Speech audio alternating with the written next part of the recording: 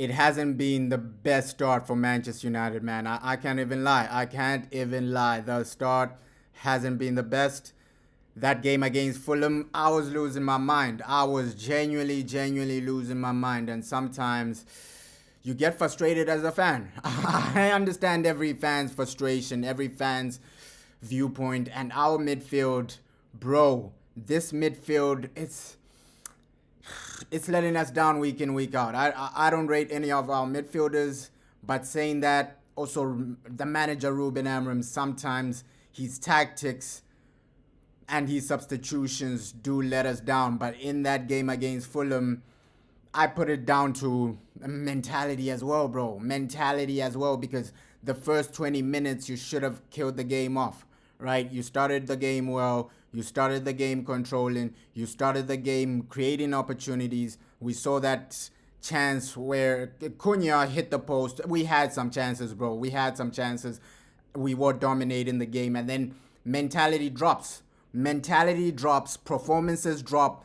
And in such situations, you got to feel for the manager as well. Because, yes, towards the end of the game, you have to question the substitutions, of course. You question the substitutions. Okay, why are you bringing in Harry Maguire, Aiden Heaven when we need to win the game, or Garte as well when we need to win the game? But overall, we should have destroyed this team in the first half, right? The way the manager set up for the first 20 minutes, that should have been the standard throughout the game, bro. That should have been, and that's where you question the players' mindset, right? That's where you genuinely question the players. Why can't you keep that consistency throughout the game, right? It's like these players, you start well and then you crash out. That's not down to them. The manager set the team up to win, right? We were supposed to win that game. You had a penalty. You had some opportunities. First 20 minutes. If you kept that standard throughout the game, you win. And asking the main question, does Ruben Amorim deserve more time? Situations like this take time, bro. I won't even lie. Yes, people think, hey, you're making excuses for the man, you're making excuses for the manager, but I've seen improvement, bro.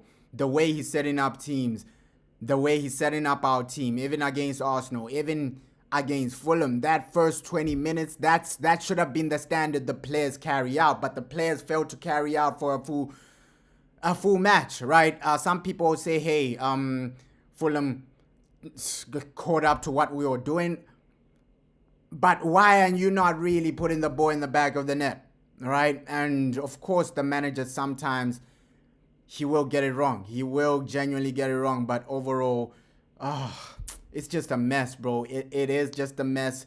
I can't say, hey, fire this man when I don't rate any of the midfielders, bro. I don't rate Bruno Fernandes. I don't rate Casemiro. Casemiro, I rated him in his peak. He was unbelievable, but right now, he ain't a guy I'm rating, bro. I don't rate Kobe Mainoo, bro. Unfortunately, I don't rate the guy. So the majority of the midfielders, I don't rate Ugarte as well. So majority of the midfielders, I can't come out here and say, yo, fire Ruben Amorim, when majority of your foundation, I don't really rate it, right?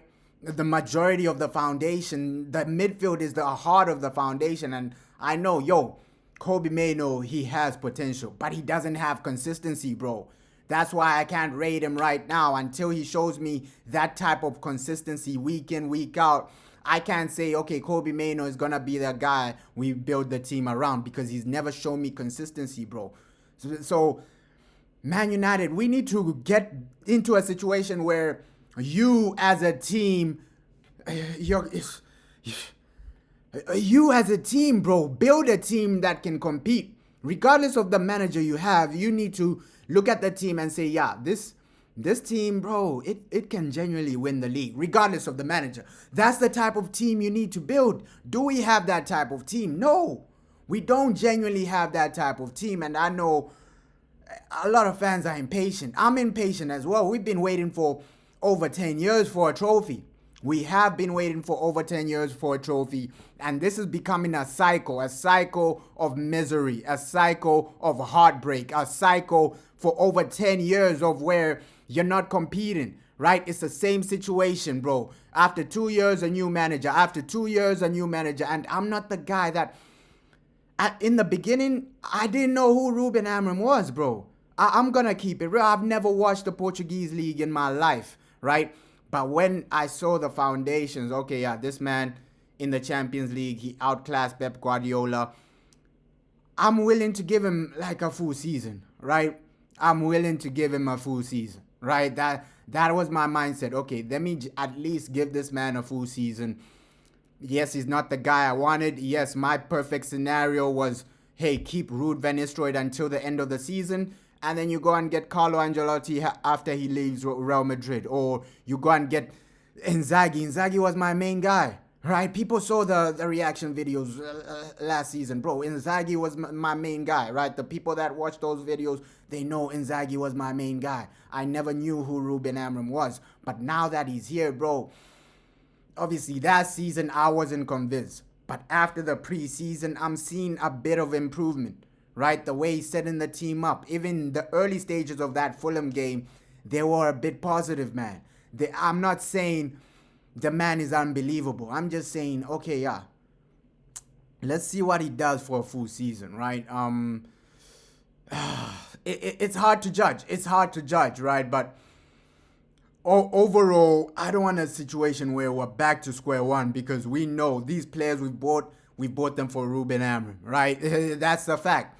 We bought these players. These players we bought them for Ruben Amorim.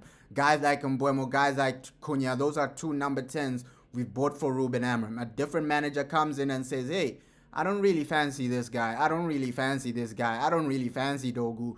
So it's going to be our never-ending process of, okay, you bring in a new manager and then you got to sell the players again. And then, it's a frustrating process, bro. It's a frustrating process every single time. And the board, they need to move a bit better when they're recruiting managers and players, because you need to have a system, an overall system. You can't go, okay, today you have an offensive manager, tomorrow it's a defensive manager, the next day it's a counter-attacking manager. It's a mess. It's a mess at Manchester United, right? That's why a lot of the managers that leave, they're saying, yo, it's a mess. It's a genuine mess. So with Ruben, bro, I understand the overall job, right? Obviously, as fans, we're looking at this from the outside thinking, this is easy. Why isn't he doing this? Why isn't he doing that? And even the Kobe Mainoo situation, right? You have Kobe Mainoo, the way he treated Alejandro Garnacho, we all back that. Okay, Garnacho, you not playing. You're going to be forced out of the team because you're leaking information. We don't know what's going on with Kobe Mainoo, right?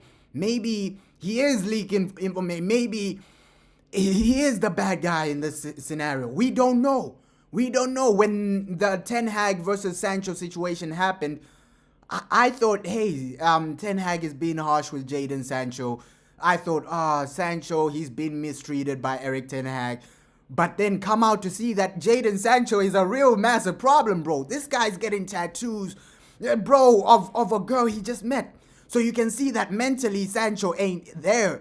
So maybe it's the same situation with Kobe Mainoo. Mentally, the guy doesn't have it. We don't know. Maybe Kobe Mainoo's right in this situation. Maybe Ruben Amorim's right. Because all the players Ruben Amorim has gotten rid of, I've genuinely said, okay, yeah, that's a good decision. Getting rid of Garnacho, that's a good decision. Getting rid of Sancho, that's a good decision. But all of a sudden, I'm questioning Kobe Mainoo, getting rid of Kobe. We don't know what's happening behind the scenes. So as fans, we just have to keep it simple and just see the overall view, right? It's frustrating, of course, that, okay, the players, they can't keep at the same level for 90 minutes. Of course, that you got to put some of that on the manager, but you got to put that on the players as well, bro. Because Cunha, right? Cunha was unbelievable for like 20 minutes of that Fulham game, and then he went invisible, bro. That's not Ruben Amorim's fault. That is not Ruben Amorim's fault, right? Another player, Mason Mount, he was looking good in the first few minutes, and then he went invisible as well. So it's just the mentality of the players, bro. mentality of the players for 90 minutes. They can't deliver consistency for 90 minutes, right? We've seen that time and time again. Or either you slip or concede a weird-ass goal, bro. It's either defensive mistakes or you can't keep a performance for 90 minutes or it's a disorganized situation with a midfield we don't really rate. It's all over the place at Manchester United. So right now, right here, Ruben Amorim, I'm willing to give him a full season, man, because we've already backed the man, right? We've already backed Ruben Amorim with the players he wanted. And now it's hasty to say, okay, after one game, after a few, I know he's been struggling since last season, right? But I'm just in a situation where I'm just tired of the same process, bro. The same recycle FC, recycle a manager, getting a new one, recycle FC, bro. We've just become recycle FC, right? You buy a new player, he flops. Oh no, let's get it, bro. It's recycle FC, bro. When we signed Jadon Sancho, this guy was unbelievable, best young player. But then when he comes to Man United, it doesn't work out. Why? Why is it always that same situation? Why is it always that same mindset at Man United? We don't have consistency. We don't have players that are delivering week in, week out. But with that said, man, Ruben Amorim, he wasn't my first choice. I never knew him before he joined Man United, but I'm going to be the first one to say, hey, let's give him a full season, right? Let's give him a full season. It is what it is. Even if you fire him right now, of course, if you fire him right now, I think Inzaghi can come in and get us top 4. But it's a situation where, bro, I'm just tired of the same recycle, right? I think the man does have a vision. Ruben Amorim does have a vision. He's doing the right things culturally, and he's setting the right mindset in the culture. So let him do that for at least a season where you set the mindset culturally, you get rid of the players that ain't really doing well, and then build a foundation. I think he should be a manager to build a foundation, right? That's my viewpoint. Let this guy build a foundation, and then we see.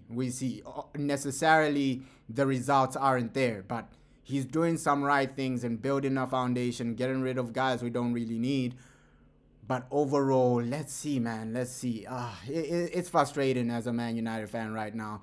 So I hope we get into a situation where we at least start competing. But Ruben Amorim, give him some time, man. Give him some time.